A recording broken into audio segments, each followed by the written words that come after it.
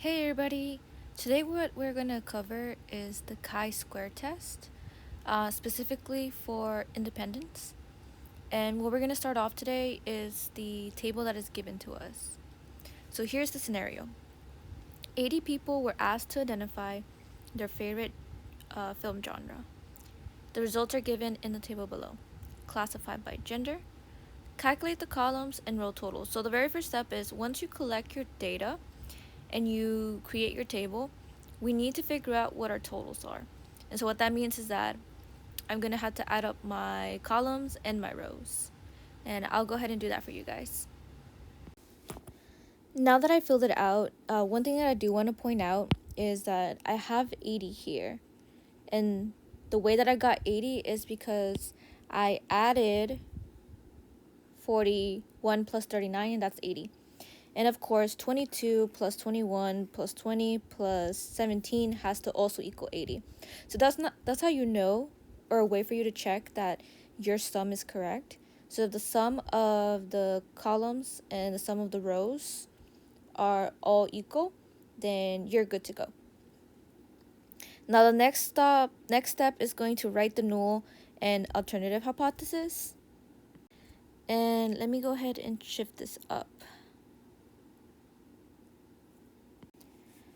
So when we're trying to create our null hypothesis, we're trying to create a hypothesis that specifically states that it is independent.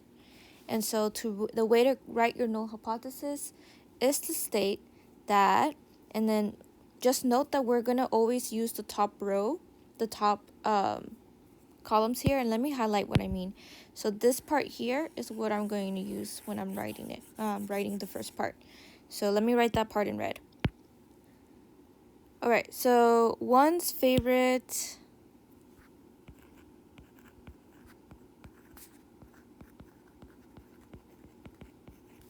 film genre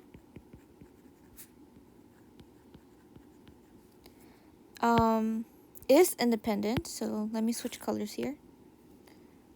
Is independent of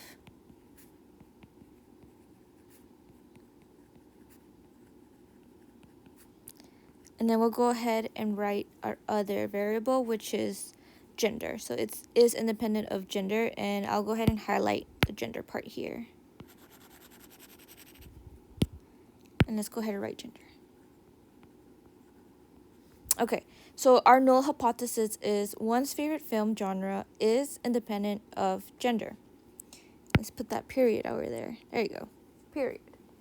Now, for our alternative hypothesis, you're just going to simply state that it is not independent. And so I'm basically rewriting the same sentence but adding in not. So let's go ahead and do that. So for our alternative hypothesis, one's favorite film genre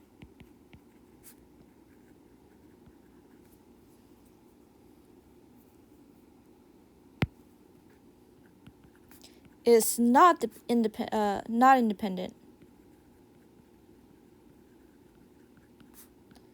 of gender.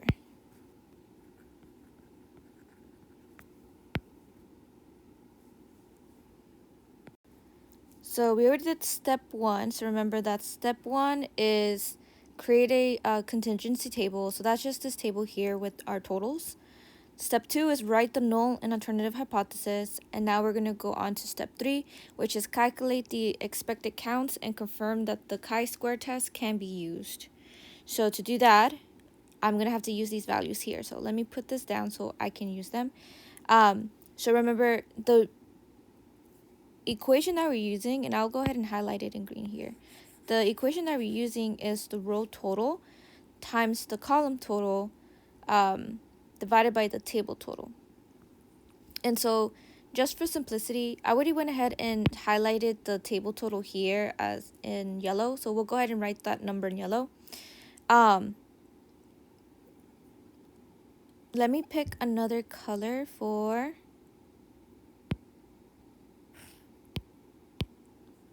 our column total. So let's do column total in purple.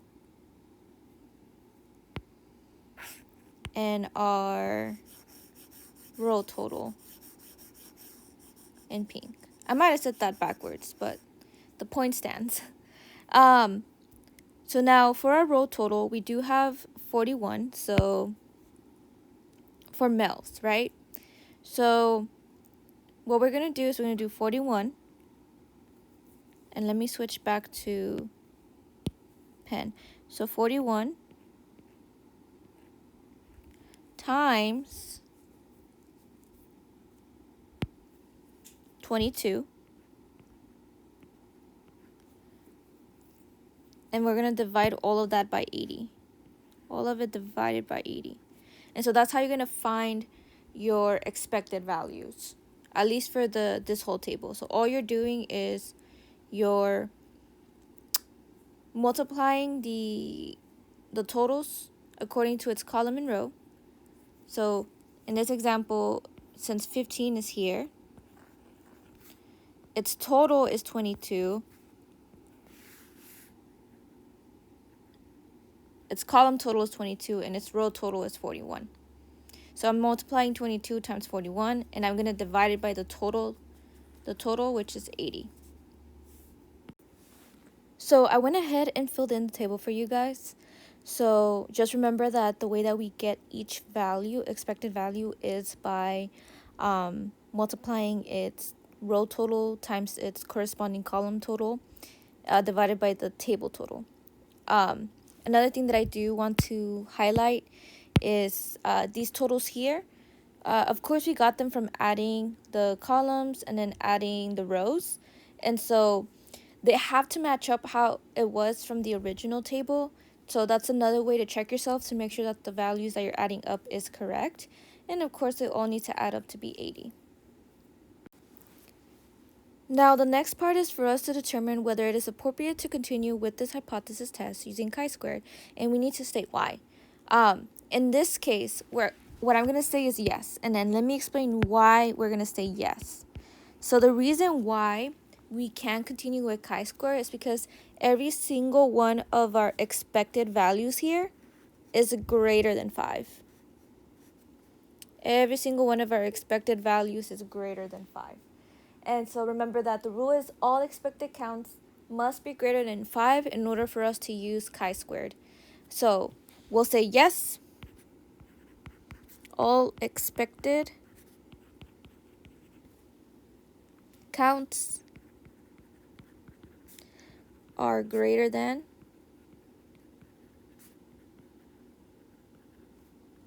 5. And so we can continue with our chi-square test.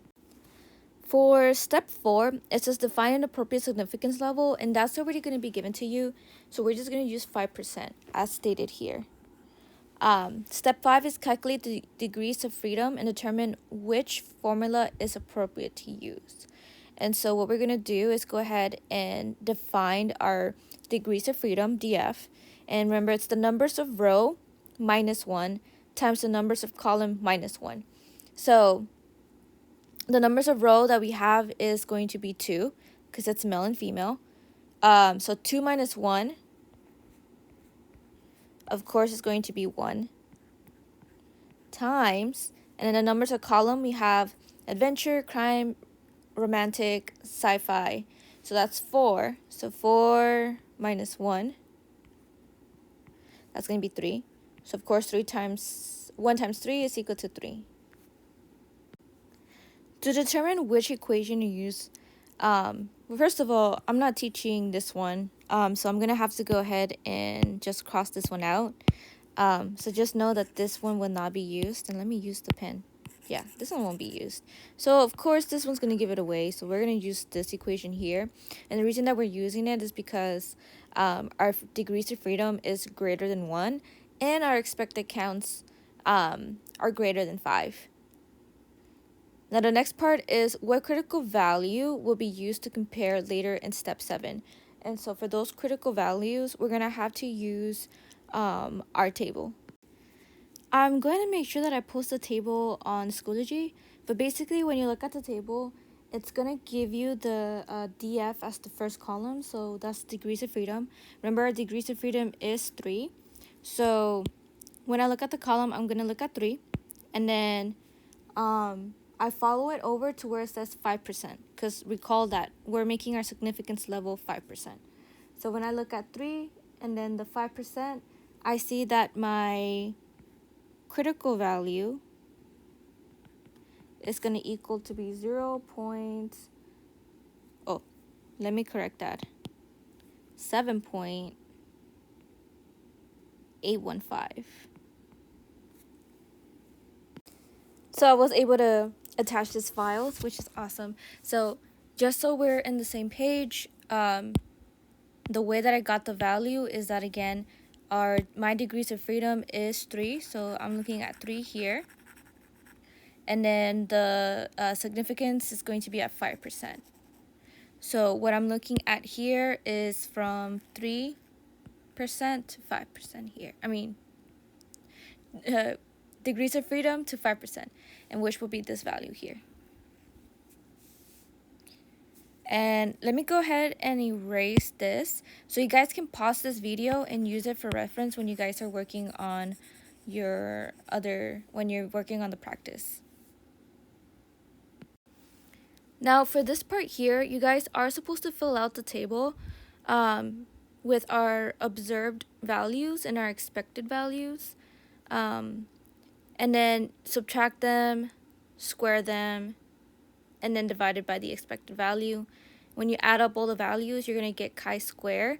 Due to the video, I'm trying not to make the video more than 15 minutes. Might be over 15 minutes. But you can actually find chi-square using your calculator. So that's what I'm going to do real quick.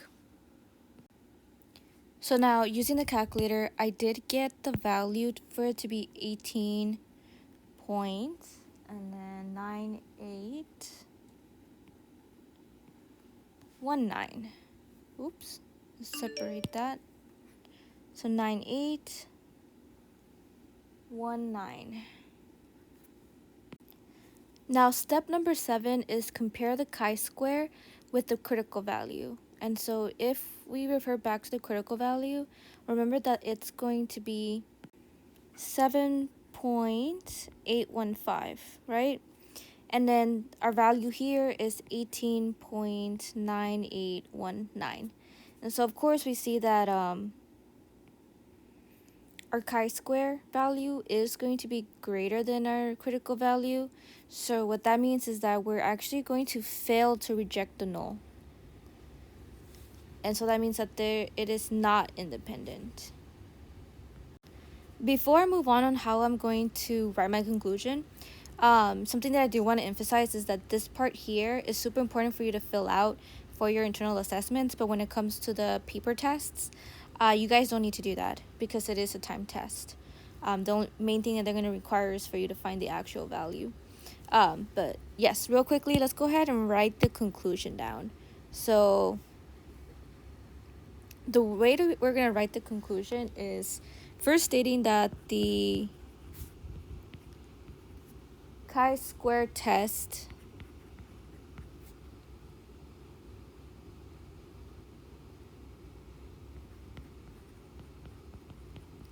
statistic 18.9819 is greater than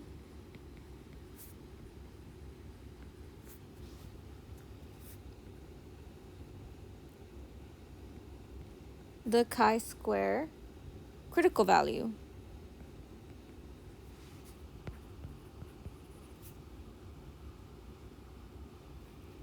.815. Thus, we fail to reject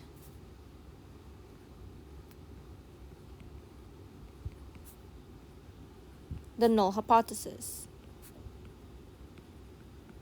So this will be in general, right? So a couple things that you guys need to know is that you need to write in your value here, state whether it's less than or greater than, and then of course state your critical value here. And then say whether you reject the null hypothesis or fail to reject the null hypothesis. For the next sentence, you're going to say, I conclude that one's favorite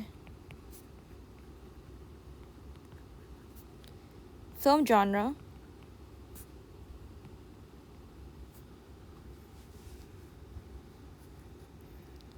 and their gender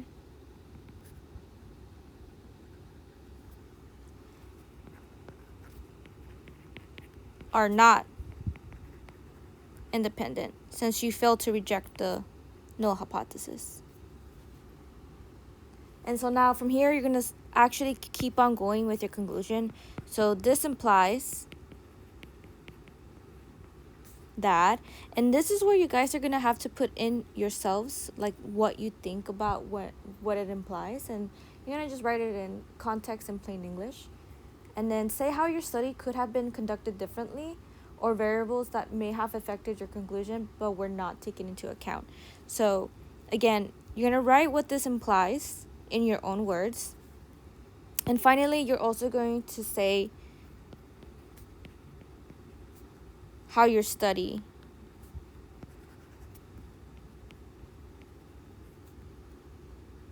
could have been conducted differently.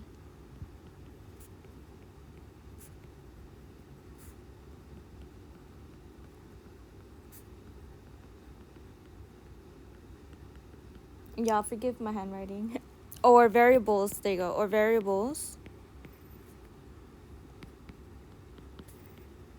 that may affect or may have affected your conclusion.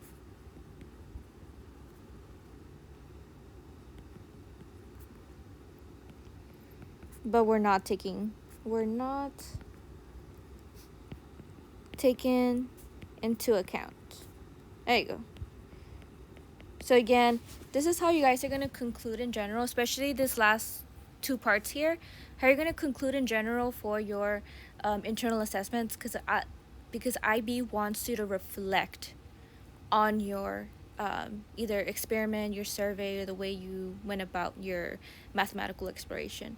So it's super important that we keep these two parts in mind. It doesn't matter whether we're doing an IA in geometry or in modeling, because you're not going to do the chi-square test if that's the case, unless you're doing statistics. But either way, the conclusion is going to be about the same. Okay guys, let me go ahead and conclude this so that way my video isn't going to go into the 20 minutes